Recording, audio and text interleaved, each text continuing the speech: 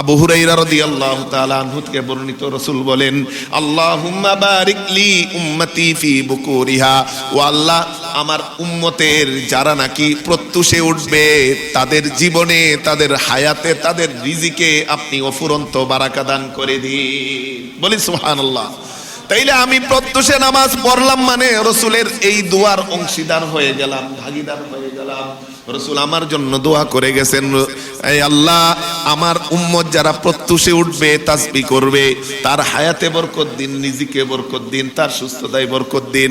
সকল বরকতের জন্য, উম্মতের বরকতের জন্য দোয়া করেছেন, সকল উম্মতের জন্য না, বরং যে প্রত্যুষে উঠে নামাজ পড়ে ফজর, তার জন্য রাসূল বিশেষভাবে দোয়া করেছেন। বলি সুবহানাল্লাহ। 4 নম্বর ফজিলত, রাসূলের বরকতের দোয়া পেয়ে গেলাম। 5 নম্বর ফজিলত, এই বরকত এমন বরকত, বনি ইসরাইলে যখন মান্না সালওয়া আসমান থেকে নাজিল হয়েছিল, জান্নাতি খাবার, আল্লাহ তাআলা সূরাতুল বাকারার 57 নম্বর আয়াতে বলেছেন, ওয়াজাল্লালনা আলাইকুমুল গামামা ওয়া আনজালনা আলাইকুমুল মান্না ওয়াস সালওয়া। বনি ইসরাইল, তোমাদের উপর আমি মেঘমালা দিয়েছিলাম একটা নিয়ামত হিসেবে, আর একটা নিয়ামত দিয়েছিলাম, জান্নাতি খাবার দিয়েছিলাম, মান্না সালওয়া দিয়েছিলাম। ওই মান্না সালওয়া আল্লাহর পক্ষ থেকে এই বেহেশতি খাবার নাজিল হতো এই জমিনে। কখন নাজিল হতো? নাজিল হতো সেই ফজরের সময়। যারা ফজরের সময় উঠতে পারতো তারা এই খাবার সংগ্রহ করে সারাদিন খাবারের জন্য জমা রাখতো। পরের দিন আর সেই খাবার কি থাকতো না, ভালো থাকতো না, পরের দিন নষ্ট হয়ে যেত। অর্থাৎ প্রত্যেক দিন ফজর পড়া তাদের জন্য বাধ্যতামূলক ছিল। ফজর পড়বা, রিজিক সংগ্রহ করবা আর খাবা, আর ফজর পড়বা না, রিজিকও নাই, খাবারও নাই, সারাদিন উপোস থাকতে হবে। রাসূল বলেন, যারা নাকি ফজরে উঠবে পড়বে, বনি ইসরাইলের মতো আল্লাহ তাদেরকেও জান্নাতের মতো নিয়ামত এবং রহমত দিয়ে ভূষণ করে দিবে। বলি সুবহানাল্লাহ। ونشهد أن لا إله إلا الله وحده لا شريك له، ونشهد أن سيدنا وسندنا وحبيبنا وحبيب ربنا وطبيب قلوبنا ومولانا محمدا عبده ورسوله। সকলে একটু প্রাণ খুলে দরুদ পড়ি। আল্লাহুম্মা সাল্লি আলা মুহাম্মাদিন ওয়া আলা আলি মুহাম্মাদ কামা সাল্লাইতা আলা ইব্রাহিম ওয়া আলা ইন্নাকা হামিদুম মাজিদ। اللهم بارك على محمد وعلى آل محمد كما باركت على إبراهيم وعلى آل إبراهيم إنك حميد مجيد. اللهم صل وسلم وبارك عليه. قال الله تبارك وتعالى في كلامه المجيد بعد أعوذ بالله من الشيطان الرجيم. بسم الله الرحمن الرحيم. أقم الصلاة لدلوك الشمس إلى غسق الليل وقرآن الفجر إن قرآن الفجر كان مشهودا. صدق الله مولانا العظيم وصدق رسوله النبي الكريم ونحن على ذلك من الشاهدين والشاكرين ওয়ালহামদুলিল্লাহি রাব্বিল আলামিন। উপস্থিত সম্মানিত মুসল্লিয়ানে কিরাম, মুরব্বিয়ানে আযম, মহান রব্বে কারীমের দরবারে অসংখ্য গণিত শুকরিয়ার কৃতজ্ঞতা আদায় করছি যে মহান রব আমাদেরকে এই শীতকালীন এক মহান নিয়ামতের দিনে, শীতকাল মুমিনের জন্য এক মহান নিয়ামত এবং বসন্তকাল, এই নিয়ামতে মুমিন আল্লাহর ইবাদত করে সওয়াব বেশি অর্জন করবে, মিজানের পাল্লাকে বেশি ভারী করার সুযোগ পাবে। এই সময়ে আল্লাহ তাআলা আমাদেরকে দুনিয়ার সকল ব্যস্ততা থেকে ফারেক করে পৃথিবীর সর্বোৎকৃষ্ট স্থানে আসার বসার তৌফিকটুকু দান করেছেন। এজন্য সকলেই মন উজাড় করে মনের গহীন থেকে কালিমাতুশ শুকর একবার পড়ি আলহামদুলিল্লাহ।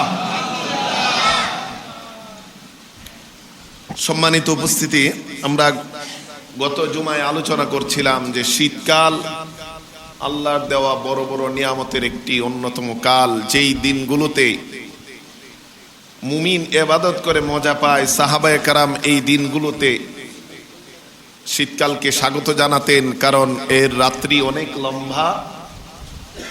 রাতের বেলায় কোরআন তেলাওয়াত করতেন, নামাজ পড়ে মজা পেতেন, তাহাজ্জুদ পড়তেন, আর দিন ছোট, এজন্য দিনে রোজা রাখতেন। তো এই দিনে রোজা রাখার ব্যাপারে আমরা বলেছিলাম যে শীতকালে যেন আমরা অবশ্যই বৃহস্পতি এবং সোমবারে রোজা রাখি, আইয়ামে বীজের দিনগুলোতে যেন রোজা রাখি, যারা পারবো আরো বেশি রোজা রাখি।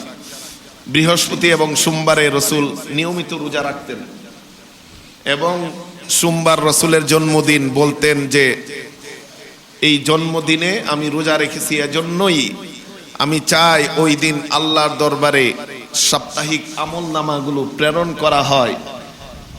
ওই আমল নামাগুলো এই অবস্থায় প্রেরণ করা হোক যে অবস্থায় আমি রোজাদার। বলি সুবহানাল্লাহ। এমনি ভাবে বৃহস্পতিবার সাপ্তাহিক রিপোর্ট আল্লাহর কাছে 2 দিন পেশ করা হয়, সোমবার এবং বৃহস্পতিবার। রসুল রোজা রাখতেন, আমরাও রোজা রাখবো ইনশাআল্লাহ। এবং আইয়ামে বীজ 13, 14, 15 আরবি মাসের এই দিনগুলোতে রোজা রসুল কখনো রোজা ছাড়তেন না, আমরাও ইনশাআল্লাহ এই দিনগুলোতে রোজা ছাড়বো না। তাছাড়া আমাদের রজব মাস অতি সন্নিকটে। এই রজব মাস, যেই রজব মাস আসলেই রসুল বলতেন আল্লাহুম্মা বারিক লানা ফি রজব ওয়া শাবান ওয়া বাল্লিগনা রমাদান। রজব এবং শাবান মাসে আমাদের হায়াত রিজিকে বারাকা দান করে দিন, রমাদান পর্যন্ত পৌঁছিয়ে দিন। রজব মাস আসা মানেই হলো রমাদানের সুবাতাস বয়ে যাওয়া, রমাদানের জন্য প্রস্তুতি গ্রহণ করা। সর্বাবস্থায় এই শীতকালে এই ছোট দিনে আমরা যেন রোজা রেখে রমাদানের জন্য প্রস্তুতি নিতে পারি, গুনাহগুলো নিজের আমল নামা থেকে মোচন করাতে পারি, আমল নামাকে মিজানের পাল্লা, সওয়াবের পাল্লা দিয়ে ভরতে পারি, রাতের বেলায় তাহাজ্জুদ পড়তে পারি, ফজর নামাজ যেন মিস না হয়, সেজন্য সকলেই সচেষ্ট থাকবো ইনশাআল্লাহ। থাকবো তো ইনশাআল্লাহ। আজকে আমরা আলোচনা করব পবিত্র কোরআনে কারিমের সূরাত বানী ইসরাঈলের ৭৮ নম্বর আয়াত আমি তেলাওয়াত করেছি। এই আয়াতে আল্লাহ তাআলা 5 ওয়াক্ত নামাজের মধ্য থেকে একটি নামাজের কথা বিশেষভাবে আলোচনা করেছেন, সেটা হলো ফজরের নামাজ। কোন নামাজ? দিনের প্রাথমিক নামাজ ফজরের নামাজ। এই ফজরের নামাজ শীতকাল আসলে মসজিদে মুসল্লি কমে যায়। এখন থেকে ফজরের জামাতে মুসল্লি অনেক কমে যায়, শুধু এই মসজিদে না, সকল মসজিদেই। অথচ শীতকাল তো লম্বা সময় ঘুমিয়ে ফজর নামাজে আরো বেশি মুসল্লি হওয়ার কথা ছিল, কিন্তু শয়তান আমাদেরকে গাফেল করে রাখে। এই শীত আসলেই ফজরে মুসল্লি অন্যান্য ওয়াক্তের চেয়ে অনেক গুণ কমে যায়। তো এই ফজরের ব্যাপারে আল্লাহ তাআলা কোরআনে কারিমে বিশেষভাবে আলোচনা করেছেন, এবং 5 ওয়াক্ত নামাজের মধ্যে ফজরের নামাজের গুরুত্ব সবচেয়ে বেশি আল্লাহ তাআলা এর মাধ্যমে বুঝিয়েছেন। বলি সুবহানাল্লাহ। আমি পবিত্র কোরআনে কারিমকে গবেষণা করে ফজরের জামাতের আলোচনা 6 স্থানে পেয়েছি।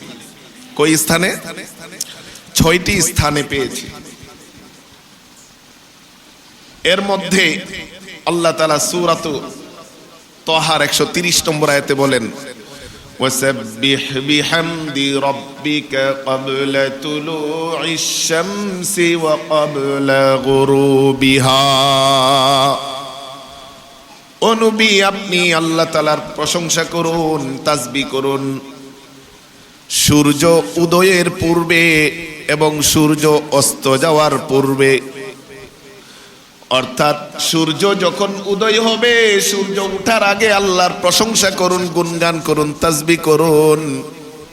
আবার সূর্য অস্ত যাওয়ার আগে রব্বুল আলামিনের তাসবিহ করুন, গুণগান করুন। মুফাসসিরিনে কেরাম এই আয়াতের ব্যাখ্যায় লিখেছেন, সূর্য ওঠার আগে যেই নামাজ পড়তে হবে সেটা হলো ফজরের নামাজ, আর সূর্য অস্ত যাওয়ার আগে যে নামাজ পড়তে হবে সেটা হলো আসরের নামাজ। এই 2 ওয়াক্ত নামাজের কথা আল্লাহ তাআলা এই আয়াতে বলেছেন যে সূর্য ওঠার আগে, অস্ত যাওয়ার আগে। হে নবী, আপনি আল্লাহর প্রশংসা করুন, গুণগান করুন। সূরাত কফের 39 নম্বর আয়াত, 2য় স্থান, সেখানেও আল্লাহ তাআলা বলেন, ওয়াসাব্বিহ বিহামদি রাব্বিকা ক্বাবলা তুলুইশ শামসি ওয়া ক্বাবলাল গুরুব। নবী আমার, সূর্য ওঠার আগে এবং সূর্য অস্ত যাওয়ার আগে আপনি আল্লাহ তাআলার প্রশংসা করুন, গুণগান করুন। এখানেও ফজর এবং আসরের নামাজকে বোঝানো হয়েছে। 3 নম্বর স্থান,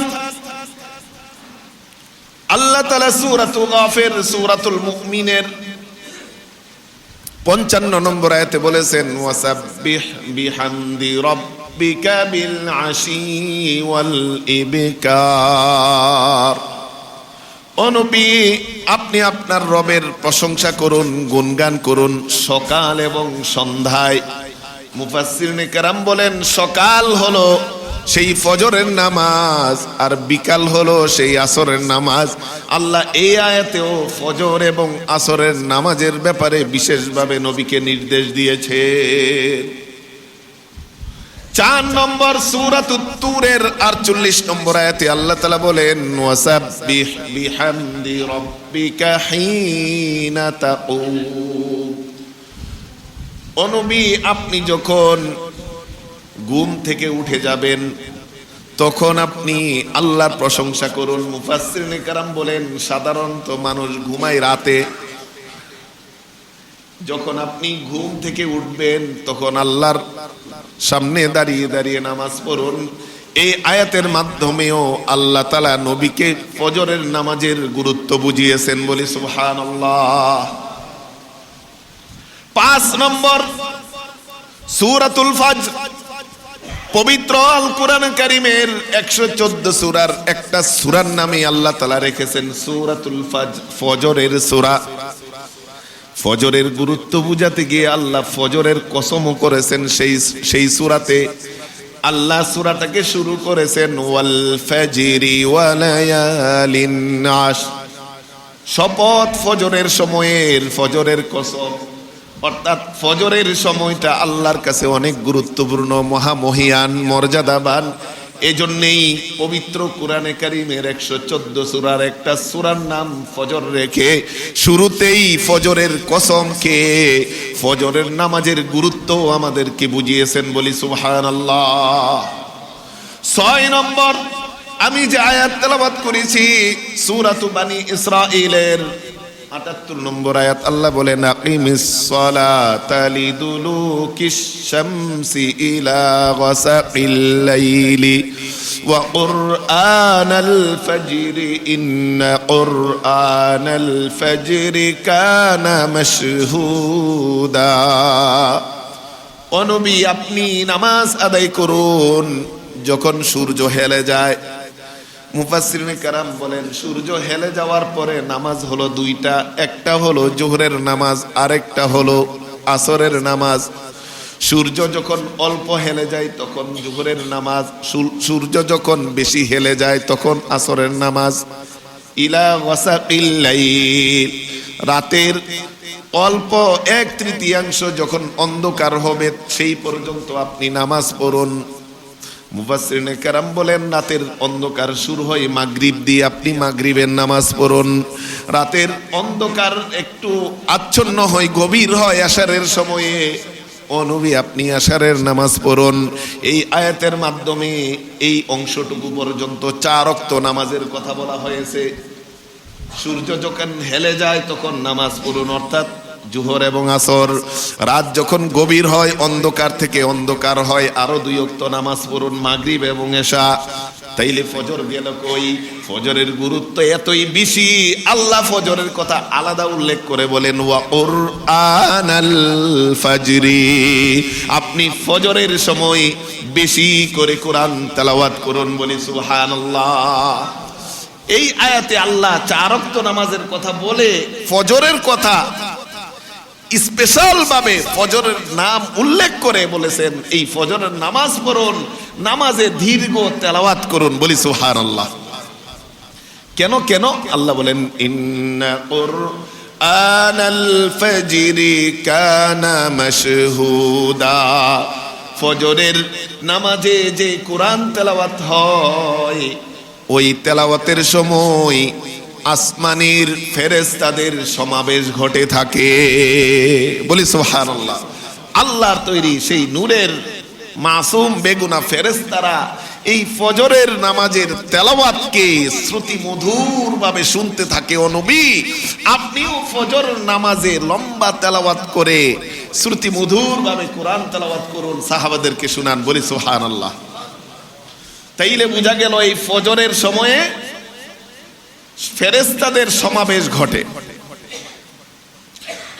1 নম্বর ফজিলত পেয়ে গেলাম। ফজরের নামাজের 1 নম্বর ফজিলত হলো, এতক্ষণ যা বলেছি কোরআনের গুরুত্ব ফজর সম্পর্কে, আল্লাহ তাআলা ফজরের সূরার নামকরণ করেছে সূর্যোদয়ের পূর্বে, সূর্যাস্তের পূর্বে বলে আল্লাহ তাআলা ফজর এবং আসরের নামাজের নির্দেশ দিয়েছে রাসূলকে।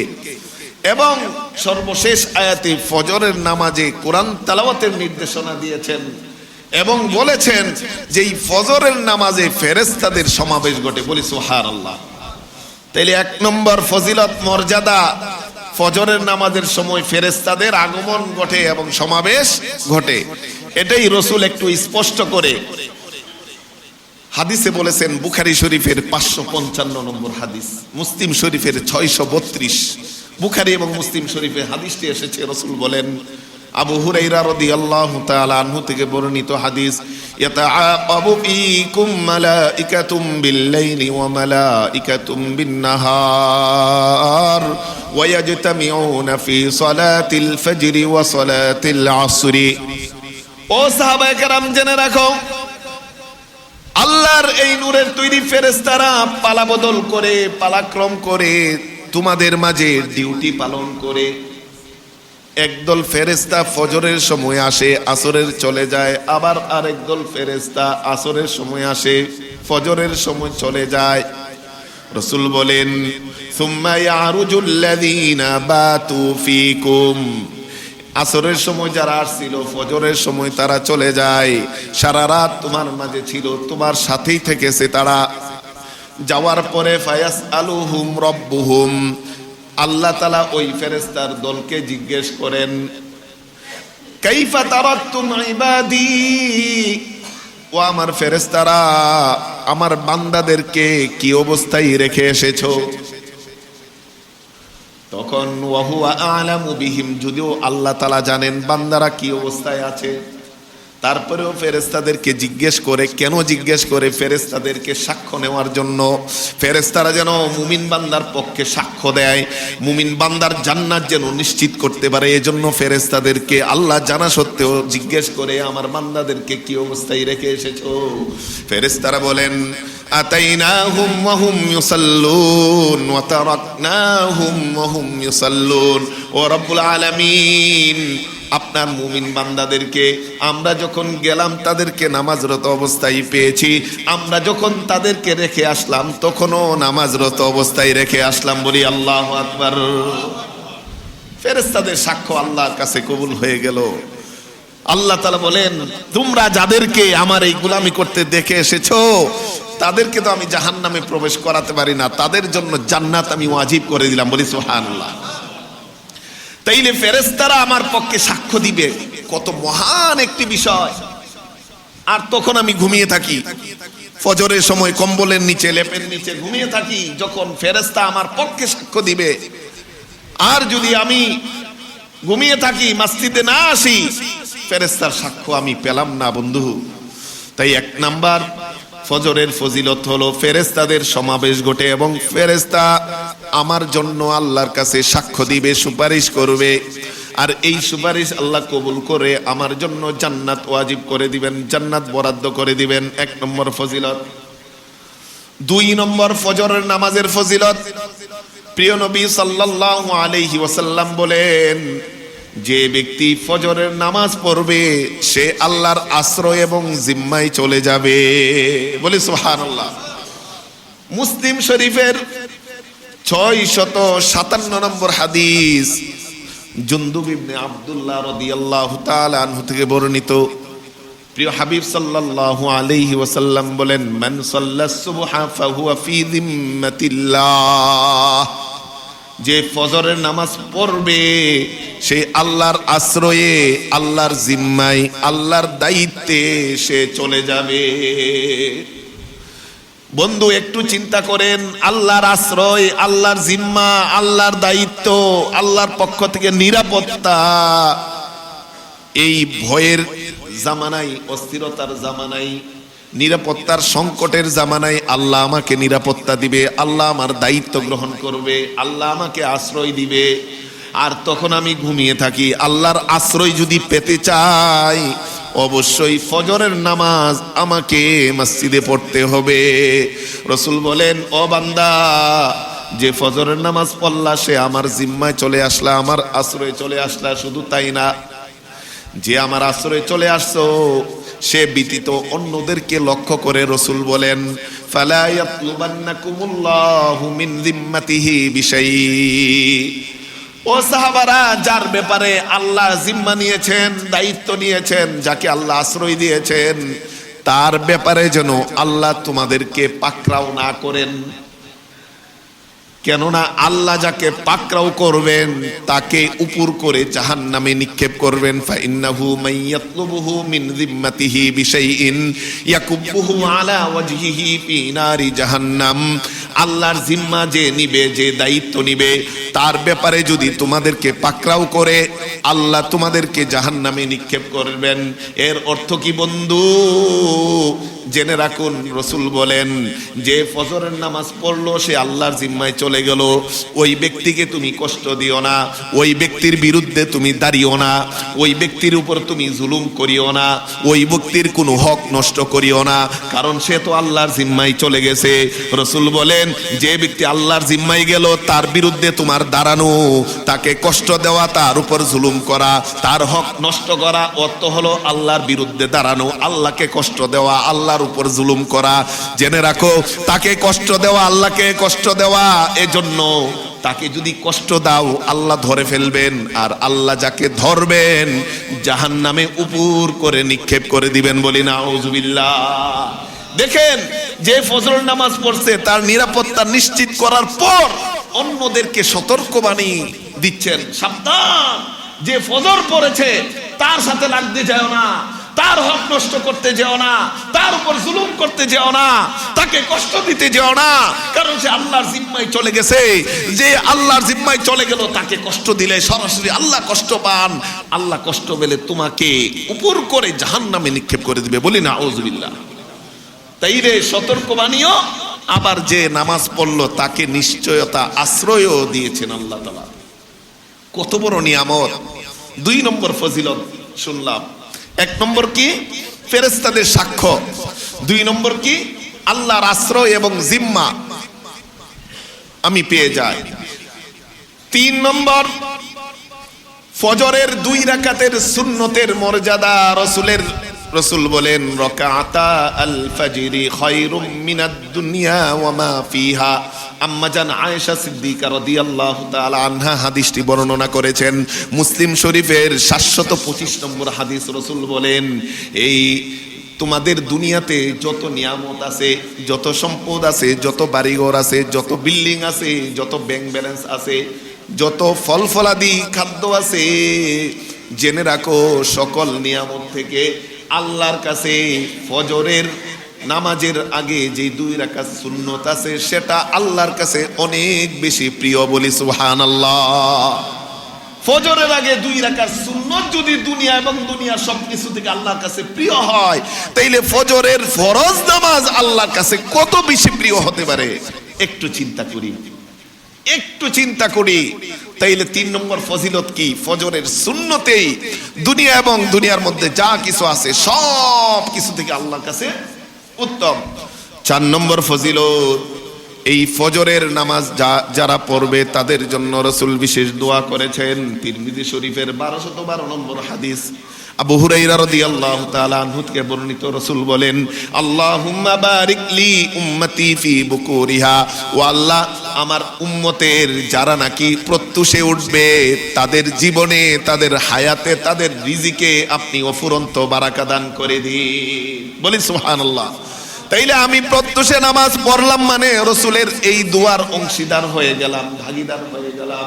রাসূল আমার জন্য দোয়া করে গেছেন, এই আল্লাহ আমার উম্মত যারা প্রত্যুষে উঠবে, তাসবিহ করবে, তার হায়াতে বরকত দিন, রিজিকে বরকত দিন, তার সুস্থতায় বরকত দিন। সকল বরকতের জন্য, উম্মতের বরকতের জন্য দোয়া করেছেন, সকল উম্মতের জন্য না, বরং যে প্রত্যুষে উঠে নামাজ পড়ে ফজর তার জন্য রাসূল বিশেষভাবে দোয়া করেছেন। বলি সুবহানাল্লাহ। 4 নম্বর ফজিলত, রাসূলের বরকতের দোয়া পেয়ে গেলাম। 5 নম্বর ফজিলত, এই বরকত এমন বরকত, বনি ইসরাইলে যখন মান্না সালওয়া আসমান থেকে নাজিল হয়েছিল জান্নাতি খাবার, আল্লাহ তাআলা সূরাতুল বাকারার 57 নম্বর আয়াতে বলেছেন, ওয়াজাল্লালনা আলাইকুমুল গামামা ওয়া আনজালনা আলাইকুমুল মান্না ওয়াস সালওয়া। বনি ইসরাইল তোমাদের উপর আমি মেঘমালা দিয়েছিলাম একটা নিয়ামত হিসেবে, আর একটা নিয়ামত দিয়েছিলাম জান্নাতি খাবার দিয়েছিলাম, মান্না সালওয়া দিয়েছিলাম। ওই মান্না সালওয়া আল্লাহ পক্ষ থেকে এই বেহেশতি খাবার নাজিল হতো এই জমিনে। কখন নাজিল হতো? নাজিল হতো সেই ফজরের সময়। যারা ফজরের সময় উঠতে পারত তারা এই খাবার সংগ্রহ করে সারাদিন খাবারের জন্য জমা রাখতো। পরের দিন আর সেই খাবার কি থাকতো না, ভালো থাকতো না, পরের দিন নষ্ট হয়ে যেত। অর্থাৎ প্রত্যেক দিন ফজর পড়া তাদের জন্য বাধ্যতামূলক ছিল। ফজর পড়বা, রিজিক সংগ্রহ করবা আর খাবা, আর ফজর পড়বা না, রিজিকও নাই, খাবারও নাই, সারাদিন উপোস থাকতে হবে। রাসূল বলেন, যারা নাকি ফজরে উঠবে পড়বে, বনি ইসরাইলের মতো আল্লাহ তাদেরকেও জান্নাতের মতো নিয়ামত এবং রহমত দিয়ে ভূষণ করে দিবে। বলি সুবহানাল্লাহ। এজন্য বনি ইসরাইলের মান্না সালওয়া নাজিল হয়েছিল ফজরে, আমাদের উপরও রাসূল দোয়া করে গেছেন সেই বরকত আর রহমত নাজিল হবে ফজরে, তখন ঘুমিয়ে থাকি বন্ধু। 5 নম্বর ফজিলত গেল। 6 নম্বর ফজিলত, কেন আমরা ঘুমিয়ে থাকি এটাও রাসূল বলে গেছেন। রাসূল বলেন, তখন শয়তান তোমাদেরকে গিট বেঁধে রাখে, তোমাদের উপর গিট বেঁধে রাখে। 6 নম্বর ফজিলত হলো শয়তানের গিট থেকে মুক্ত পাওয়া যায় যদি ফজর নামাজ আপনি পড়েন। বুখারী শরীফের 1142 নম্বর হাদিস, মুসলিম শরীফের 776 নম্বর হাদিস, আবু হুরায়রা রাদিয়াল্লাহু তাআলা আনহু থেকে বর্ণিত। রাসূল বলেন, ইয়াকিদুশ শাইতানু আলা কাফিয়াতি রাসি আহাদিকুম, শয়তান তোমাদের মাথার কাছে তোমরা যখন ঘুমিয়ে যাও, ইদা নামা সালাসাও আদিন, 3টা গিট বাদে। কয়টা গিট? 3টা গিট বাদে। ইয়াদরিবু আলা কুল্লি উকদাতিন আলাইকা লাইলুন তাওয়িল ফারউদ, 3টা গিটের উপরে সে এভাবে কি করতে থাকে? মারতে থাকে, এভাবে হাত দিতে থাকে, হাত দিয়ে আদর করতে থাকে। বলতে থাকে, ও বান্দা, রাত অনেক লম্বা, রাত অনেক লম্বা, রাত অনেক লম্বা, এখনো সকাল হয় না, এখনো ফজরের 1 ঘন্টা বাকি, এখনো আধা ঘন্টা বাকি, এখনো 15 মিনিট বাকি, এখনো 10 মিনিট বাকি, এখনো 5 মিনিট বাকি, একটু ঘুমায়। যখন 5 মিনিট বাকি এমন ভাবে গিটটা লাগায় আর শেষ হয়ে যায়, হঠাৎ করে উঠে দেখে কিরে সূর্যোদয় তো হয়ে গেল। রাসূল বলেন এইভাবে শয়তান গিট দিতে 3টা গিট দিয়ে এর উপরে বলতে থাকে, রাত অনেক লম্বা, ঘুমাও ঘুমাও ফারকুদ। বুখারী এবং মুসলিম শরীফের হাদিসের অনুবাদটা আমি বলছি, ফারকুদ, ঘুমাও ঘুমাও। বান্দা যখন শয়তানের এই গিটকে খুলতে চায় কি করতে হবে? রাসূল বলেন, ফাইদাস্তাইআযা ফাযাকারাল্লাহ, যখন সে গিট খোলার জন্য জাগ্রত হয়ে যাবে, আল্লাহর নাম স্মরণ করবে, বলবে আলহামদুলিল্লাহিল্লাযী আহইয়ানা বা'দামা আমাতানা ওয়া ইলাইহিন নুশুর। যেই আল্লাহ আমাকে ঘুম থেকে জাগ্রত করেছে, মৃত্যু থেকে আবার জীবন দিয়েছে, তার প্রশংসা। আল্লাহর জিকির করার সাথে সাথে রাসূল বলেন, ইনহাল্লাত উকদাতুন, একটা শয়তানের গিট খুলে যায়।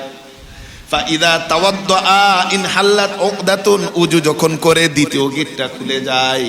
ফাইন সাল্লা ইনহাল্লাত উকদাতুন, যখন সে 2 রাকাত নামাজ পড়ে তখন তৃতীয় শয়তানের গিটটাও খুলে যায়। তখন রাসূল বলেন, ফাআসবাহা নাশীতান ওয়া তাইয়িবান নাফসি, শয়তানের 3টা গিট খোলার পরে যখন সে ফজর নামাজের পরে সকালে উপনীত হয়, সে উদ্যমী কর্মঠ হয়ে একটা ফ্রেশ রিফ্রেশ সুন্দর মন নিয়ে, হৃদয় নিয়ে সে সকালে উপনীত হয়। বলি সুবহানাল্লাহ। অনুভূতিটা আপনি দেখবেন যে রাসূল যে বলেছেন, উদ্যমী কর্মঠ একটা সুন্দর মন নিয়ে আপনি সকালে উপনীত হবেন। আর যদি শয়তানের গিটটা না খুলতে পারেন, ঘুম থেকে যদি উঠেন 7টা 8টা 9টা বাজে, রাসূল বলেন শয়তানের গিট তোমার উপর রয়ে গেছে। রয়ে যাওয়া শুধু তাই না, রাসূল বলেন তখন বালা শাইতানু ফি উযুনিহি, শয়তান আপনার কানে প্রস্রাব করে দেয়। প্রস্রাব করার কারণে আপনার সেই উদ্যম আর কর্ম সেটা বিনষ্ট হয়ে যায়। সেই শক্তি যেটা আপনি পেতেন সেটা ঘুমের মাধ্যমে, সেই দুর্বলতা দূর করতেন, সেটা বিনষ্ট হয়ে যায়। রাসূল বলেন, ওয়া ইল্লা আসবাহা খাবিসান নাফসি কাসলান, ফজর নামাজ পড়লো না যে, শয়তানের গিট খুললো না যে, শয়তানের প্রস্তাব কানে নিল যে, সে যখন সকালে ঘুম থেকে উঠবে একটা খবিস নফস নিয়ে, একটা ফাসেক, একটা খবিস নফস নিয়ে, অলস মন নিয়ে সে সকালে উপনীত হলো। বলো না, বলি না আউযুবিল্লাহ। খবিস, আল্লাহর রাসূল বলেন সে একটা খবিস একটা নফস নিয়ে, একটা অলস একটা মন নিয়ে সে সকালে উপনীত হলো। হয়ে দেখবেন মাথা কেন করে, ভেন করে, কিছুই ভালো লাগে না, সেই শক্তিও নাই, উদ্যমও নাই, কাজে যেতেও ভালো লাগে না, মনে হচ্ছে শরীরটা মিরমির করতেছে, কিভাবে অফিসে যাব, ব্যবসায় যাব। আর আপনি ফজর পড়েন, শয়তানের গিট খুলেন, শয়তানের প্রস্রাব করতে দিয়েন না কানে, তখন আপনার শরীর থাকবে কর্ম শক্তিশালী, উদ্যমী, রাসূলের ভাষা, এবং আপনার মন থাকবে রিফ্রেশ, একটা সুন্দর মন নিয়ে আপনি দিন শুরু করতে পারবেন। বলি সুবহানাল্লাহ। 6 নম্বর ফজিলত, শয়তানের গিট খুলে ফেললাম। 7 নম্বর ফজিলত, বন্ধু, ফজরের নামাজ মুমিন এবং মুনাফিকের পার্থক্যকারী। ইমানের পরীক্ষা যদি দিতে চান, ফজরের নামাজ আপনার পড়তেই হবে। কারণ প্রিয় নবীজি সাল্লাল্লাহু আলাইহি ওয়াসাল্লাম হাদিসে বলেছেন, ইন্না আথqala সালাতিন আলাল মুনাফিকিনা সালাতুল ইশা ওয়া সালাতুল ফজর। বুখারী শরীফের 657 নম্বর হাদিস, আবু হুরায়রা রাদিয়াল্লাহু তাআলা আনহু থেকে বর্ণিত, রাসূল বলেন, নিশ্চয়ই সবচেয়ে বেশি কষ্টকর নামাজ হলো মুনাফিকের কাছে ফজরের নামাজ আর এশারের নামাজ।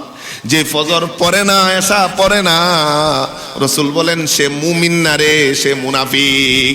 রাসূল বলে নাই যে জুমার নামাজ পড়ে না সে মুনাফিক, সেটা বলে নাই, কিন্তু যে ফজর পড়ে না সে মুনাফিক রাসূল বলেছেন। বলি নাউযুবিল্লাহ। সপ্তাহে একদিন জুমা পড়বেন আর বলবেন আমি নামাজি, সেই সুযোগ নাই বন্ধু, আপনি মুমিন নন, আপনি মুনাফিক। তাড়াতাড়ি তওবা করে মুমিনের কাতারে নাম লিখান, নতুবা মুনাফিক হয়ে যদি মরতে হয়, ইন্নাল মুনাফিকিনা ফিদ দারকিল আসফালি মিনান নার, মুনাফিকের ঠিকানা জাহান্নামে, কাফেরের চেয়েও নিচে, সর্বনিম্নে জাহান্নামী স্তরে। বলি নাউযুবিল্লাহ। এজন্য মুমিনের পরীক্ষা হলো এই ফজরের নামাজ। এজন্য রাসূল ফজরের নামাজের পরে এভাবে উঁচু করে দেখতেন কারা কারা আসছে, কারা আসে নাই। দেখতেন যারা মুমিন সাহাবী তারা আসছেন, মুনাফিকের দল আসে নাই। কারণ রাসূল বুঝতেন যারা ফজরে আসছে তারাই মুমিন, আর যারা আসে নাই তারাই মুনাফিক। যারা আমরা আসতে পারি না এই ফজরে, এই শীতের কষ্টে, বুঝতে হবে আমার মধ্যে নিফাক আছে। বন্ধু, তওবা করা উচিত। একটু বুঝে দেখি, রাসূল মাপকাঠি বলে দিয়ে গেছেন। মুনাফিক আর মুমিনের পার্থক্যকারী, মুনাফিক মুমিনের পার্থক্যকারী হলো ফজরের নামাজ পড়া। হ্যাঁ, কোনো কারণে মসজিদে না আসতে পারলেও সময় শেষ হয়ে গেছে, তাড়াতাড়ি বাড়িতে পড়ুন, তাও আপনার ঈমান থাকবে। আপনি যত বেশি মুমিন তত আপনার নামাজ মসজিদে বেশি হবে, আর যত নেফাক আপনার অন্তরে মরিচিকা ধরবে তত আপনার নামাজ বাড়িতে ঘরে হবে। এজন্য ফজরের নামাজ হলো মুমিনের ঈমানের পরীক্ষা, নেফাক থেকে বাঁচার উপায়। তাই ঈমানের পরীক্ষা দিতে মসজিদে চলে আসুন। 7 নম্বর ফজিলত। 8 নম্বর ফজিলত, উসমান ইবনে আফফান রাদিয়াল্লাহু তাআলা আনহু, মুসলিম শরীফের 656 নম্বর হাদিসটি বলছি আমি।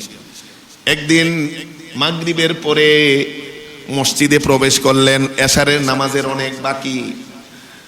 সাহাবারা জিজ্ঞেস করলেন, ও উসমান, আপনি মাগরিবের পরে কেন মসজিদে প্রবেশ করে বসে আছেন? উসমান ইবনে আফফান রাদিয়াল্লাহু তাআলা আনহু বলেন, আমি রাসূলকে বলতে শুনেছি, মান সাল্লাল ইশা ফি জামাআতিন কাআন্নামা ক্বামা নিসফাল লাইল ওয়া মান সাল্লাস সুবহা ফি জামাআতিন ক্বামা আল লাইলা কুল্লাহু। ও সাহাবারা, জেনে রাখো, রাসূলকে বলতে শুনেছি, যে ব্যক্তি এশারের নামাজ জামাতে পড়বে, আমি মাগরিবের পরেই এশারের নামাজ যেন জামাত না ছুটে এজন্য বসে গেলাম মসজিদে, জিকির আজকার করতেছে, কোরআন তেলাওয়াত করতেছে, মাগরিবের পরেই এশারের জন্য বসে গেল। কেন বসে গেল? উনি বলেন, রাসূলকে বলতে শুনেছি, যে ব্যক্তি এশারের নামাজ জামাতে পড়বে সে যেন অর্ধেক রাত্রি দাঁড়িয়ে দাঁড়িয়ে নামাজ পড়লো, সেই সওয়াব তার আমল নামায় আল্লাহ তাআলা লিখে দিবেন। বলি সুবহানাল্লাহ। এবং যে ব্যক্তি ফজরের নামাজ জামাতে পড়লো সে যেন সারা রাত্রি দাঁড়িয়ে দাঁড়িয়ে নামাজ পড়লো। বলি সুবহানাল্লাহ। এজন্য উসমান ইবনে আফফান রাদিয়াল্লাহু তাআলা মাগরিবের পরেই মসজিদে বসে কি করতেন? জিকির আজকার করতেন। এশারের আগে বের হতেন না, কারণ বের হলেই যদি কোনো কারণে জামাত মিস্টেক হয় তাইলে সারা রাতের নামাজের সওয়াব তো ঘুমিয়েও পাওয়া যাবে না। বন্ধু, কত সহজ নিয়ম উম্মতে মুহাম্মদের জন্য করে দিয়ে গেছেন রাসূল। ঘুমাবো, নামাজের সওয়াব আমলনামায় লেখা হবে। কিভাবে? এশারের জামাতে নামাজ পড়বো, ফজরের নামাজ জামাতে পড়বো, সারা রাত দাঁড়িয়ে নামাজ পড়লে যেই সওয়াব, ঘুমাইলেও সেই সওয়াব। বলি সুবহানাল্লাহ। 8 নম্বর ফজিলত। 9 নম্বর ফজিলত, সময় সংক্ষেপ, দ্রুত বলতেছি, 12টা ফজিলত কমপক্ষে ফজরের। 9 নম্বর ফজিলত, রাসূল বলেন, বুরাইদা ইবনে হুসাইব রাদিয়াল্লাহু তাআলা আনহু থেকে বর্ণিত, তিরমিজি শরীফের 223 নম্বর হাদিস, বাশশিরিল মাশাঈনা ফিজ যুলমি ইলাল মাসাজিদি বিন নূরিত তাম ইয়াউমাল কিয়ামাহ। ও সাহাবারা, যারা নাকি অন্ধকারে আল্লাহর ঘর মসজিদের দিকে দৌড়াবে, অন্ধকারে দৌড়ানো মানে 2 ওয়াক্ত নামাজে দৌড়ানো, এক হলো এশার নামাজ আর এক হলো ফজরের নামাজ। এই 2 ওয়াক্তের সময় অন্ধকার থাকে। রাসূল বলেন, যারা নাকি অন্ধকারে মসজিদের দিকে দৌড়াবে তাদেরকে আল্লাহর পক্ষ থেকে কিয়ামতের দিন বিশেষ আলো এবং নূরের সুসংবাদ তোমরা দিয়ে দাও। বলি সুবহানাল্লাহ। ও বন্ধু, এই অন্ধকার কবর, যেই কবরে নাই কোনো সাথী, নাই কোনো বাতি, রাসূল বলেন সেই কবরে আসসালাতু নূরুন, এই নামাজ হবে, ফজরের নামাজ হবে তোমার নূর। বলি সুবহানাল্লাহ। ফজরের নামাজ হবে তোমার আলো বাতি। সেই কিয়ামতের দিনে কঠিন পুলসিরাতের পুল, 30,000 বছরের রাস্তা, অন্ধকার রাস্তা পার হইতে গেলে কোনো আলো নাই, বাতি নাই। রাসূল বলেন সেই কিয়ামতের কঠিন দিনে পুলসিরাতের পুল পার হওয়ার জন্য আল্লাহর পক্ষ থেকে বিশেষ আলোর ব্যবস্থা করে দিবেন, যারা নাকি অন্ধকারে ভেদ করে আল্লাহর ঘর মসজিদের দিকে দৌড়ায়। বলি সুবহানাল্লাহ। যারা ফজর এবং এশা পড়ে মসজিদে, তাদের জন্য কবরে, হাসরে, পুলসিরাতে, জান্নাতে প্রবেশের আগ পর্যন্ত আল্লাহ বিশেষ নূর এবং আলোর ব্যবস্থা করে দিবেন। বলি সুবহানাল্লাহ। 9 নম্বর ফজিলত। 10 নম্বর ফজিলত রাসূল বলেন, উমার ইবনে রুয়াইবা রাদিয়াল্লাহু তাআলা আনহু থেকে বর্ণিত, মুসলিম শরীফের 634 নম্বর হাদিস, লা ইয়ালিজাল নার আহাদুন সাল্লা ক্বাবলা তুলুইশ শামসি ওয়া ক্বাবলা গুরুবিহা।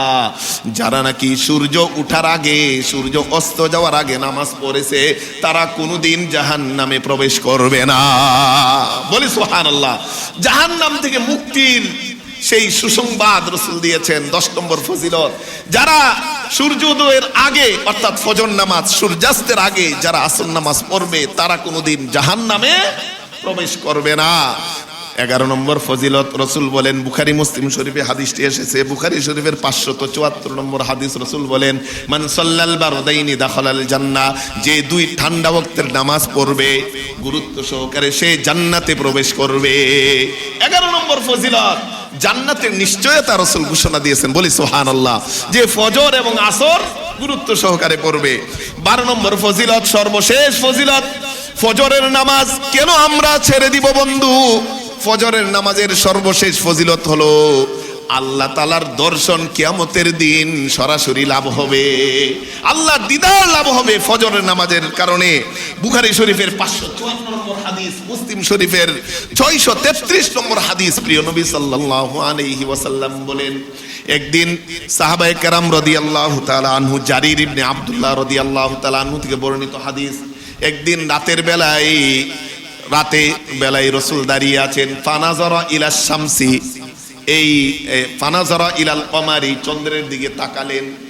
লাইলাতুল বাদরি, সেই রাত্রিটা ছিল পূর্ণিমার রাত্রি চন্দ্রের দিকে তাকালেন, তাকিয়ে বললেন, ইন্নাকুম সাতারাউনা রাব্বাকুম কামা তারাউনা হাদাল কমারা। এই যে পূর্ণিমার রাতের চাঁদ দেখতেছো, চাঁদ দেখতে তোমাদের কোনো অসুবিধা হচ্ছে না, এইভাবে স্পষ্টভাবে তোমরা কিয়ামতের দিন আল্লাহর দিদার দর্শন লাভ হবে। বলি সুবহানাল্লাহ। লা তাবতুদামুনা ফি রুয়াতিহি, এই পূর্ণিমার রাতের চাঁদ দেখতে যেমন পৃথিবীর সকল মানুষের কোনো অসুবিধা হয় না, সারা পৃথিবীতে 10 কোটি 100 কোটি 500 কোটি মানুষও যদি পূর্ণিমার রাতের চাঁদ দেখে, কোনো ভিড় হবে কি, কোনো কষ্ট হবে কি? যত কোটি মানুষই হোক, পূর্ণিমার চাঁদ দেখতে কারো ভিড় হবে না, কষ্ট হবে না, সকলেই স্পষ্টভাবে দেখতে পারবে। রাসূল বলেন, যেমনি ভাবে সারা দুনিয়ার সকল মানুষ একসাথে পূর্ণিমার চাঁদ স্পষ্টভাবে ভিড় ছাড়া, কষ্ট ছাড়া দেখতে পারে, তোমরাও কিয়ামতের দিন এইভাবে আল্লাহর দিদার লাভ করবে জান্নাতে গিয়া। কিন্তু মনে রাখো, ফা ইন ইসতাতাতুম, এর জন্য তোমাদের একটা কাজ করতে হবে, ফা আলাইকুম আল্লাহ তুগলাবু আল্লাহ তুগলাবু আলা সালাতিন ক্বাবলা তুলুইশ শামসি ওয়া ক্বাবলা গুরুবিহা। এজন্য তোমাদেরকে তোমরা যেন শয়তানের কাছে পরাজিত না হও, সূর্য ওঠার আগে এবং সূর্য অস্ত যাওয়ার আগে নামাজ পড়ার ক্ষেত্রে, সূর্য ওঠার আগে এবং সূর্য অস্ত যাওয়ার আগে শয়তানের কাছে যেন তোমরা পরাজিত না হও। রাসূল বলেছেন, যদি পরাজিত না হও বান্দা, এই 2 ওয়াক্ত নামাজ যদি পড়তে পারো, আল্লাহ তাআলা এই পূর্ণিমার চাঁদের মতো আল্লাহ তাআলাকে তোমরা দেখতে পারবে। বলি সুবহানাল্লাহ। তাহলে এই দর্শন আমরা চাই তো ইনশাআল্লাহ। এই দর্শন হবে বান্দার জন্য কিয়ামতের দিন সকল জান্নাতের নাজ নিয়ামত থেকে সবচেয়ে সেরা উত্তম দর্শন। বলি সুবহানাল্লাহ, সবচেয়ে বড় নিয়ামত। এজন্য আমরা যদি এই ফজিলতগুলো যদি পেতে চাই, তাইলে ফজরের নামাজ অবশ্যই মিস করা যাবে না। এই শীতকালে ফজরের নামাজে জামাতে লোক কমতে থাকে, অথচ বাড়া উচিত। কারণ 1 নম্বর ফজিলত, যে এই ফজরের নামাজে ফেরেশতাদের সমাবেশ ঘটে, ফেরেশতারা আমার জন্য সাক্ষ্য দিবে। 2 নম্বর ফজিলত, ফজরের নামাজ পড়লাম, আমি আল্লাহর আশ্রয় জিম্মায় চলে গেলাম, আল্লাহর জিম্মায় আমি সারাদিন থাকলাম, যে কোনো বিপদ আপদে আল্লাহ হেল্প করবেন। যদি আমার হায়াত শেষ হয়ে যায়, ওই দিন আল্লাহ যেহেতু জিম্মা নিছেন, ইমানের হালতে আমার মৃত্যুটা হয়ে যাবে। বলি বন্ধু সুবহানাল্লাহ, ইমানের হালতে মৃত্যু হবে। 2 নম্বর ফজিলত। 3 নম্বর, এই ফজরের নামাজের 2 রাকাত সুন্নত আল্লাহর কাছে এই দুনিয়া এবং দুনিয়ার সকল নাজ নিয়ামত থেকে উত্তম। তাই ফজরের ফরজ কত বেশি উত্তম হবে একটু চিন্তা করুন। 4 নম্বর ফজিলত, এই ফজরের সময় যারা জাগ্রত হবে তাদের জন্য রাসূল দোয়া করে গেছেন, যদি আমি ফজর নামাজ পড়ি রাসূলের দোয়ার ভাগীদার হব। 5 নম্বর ফজিলত, বনি ইসরাইলে মান্না সালওয়া, নাজিল হয়েছিল ফজরের সময়। আমি যদি আল্লাহর পক্ষ থেকে এই মান্না সালোয়ার মতো জান্নাতি নিয়ামত রহমত পেতে চাই, তাহলে ফজরের নামাজ আমার পড়তে হবে। 6 নম্বর নিয়ামত, শয়তান আমাকে ঘুমাইলে গিট বাঁধে, আমি যদি শয়তানের গিট থেকে একটা ফ্রেশ উদ্যমী মন নিয়ে যদি আমি সকালে উপনীত হতে চাই, তাহলে আমাকে কি করতে হবে? ফজরের নামাজ পড়তে হবে, ওযু করতে হবে, ফজর নামাজ পড়তে হবে।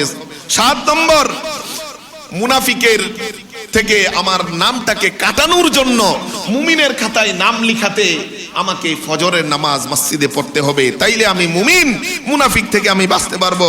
8 নম্বর ফজিলত, যে আমি ফজরের নামাজ জামাতে পড়লাম, এর আগে এশারের জামাত পড়লাম, সারা রাত ঘুমিয়েও আমার আমল নামায় সারা রাত নামাজ পড়া সওয়াব পেয়ে যাব, বলি সুবহানাল্লাহ। 9 নম্বর, এই ফজর এবং এশা অন্ধকারে যদি আমি মসজিদের দিকে দৌড়াই, আল্লাহ তাআলা কিয়ামতের দিন কবরে, হাসরে, ফুলসিরাতে বিশেষ আলো এবং নূরের ব্যবস্থা করে দিবেন, বলি সুবহানাল্লাহ। 10 নম্বর, আল্লাহ নিশ্চয়তা দিলেন যারা এশা এবং ফজর পড়বে, যারা আসর এবং ফজর পাশাপাশি এশা পড়বে, তারা কোনোদিন জাহান্নামে প্রবেশ করবে না। 11 নম্বর, রাসূল বললেন যে ফজর এবং আসর পড়বে সে জান্নাতে প্রবেশ করবে। 12 নম্বর, ও বান্দা, তোমার সবচেয়ে বড় নিয়ামত হবে জান্নাতের নাজ নিয়ামতের সেরা নিয়ামত হবে আল্লাহর দিদার দর্শন।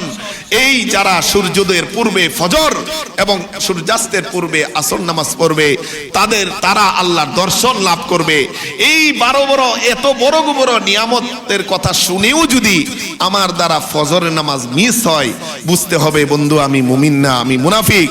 তাই আমাদের নিজের হিসাব মিলানো দরকার যে আমি যদি মুমিন হয়ে কবরে যেতে চাই, ফজরের নামাজ মিস করা যাবে না। পাশাপাশি যে ফজরের নামাজ পড়বে, বাকি 4 ওয়াক্ত নামাজ তার দ্বারা মিস হবে না, হবে না, হবে না।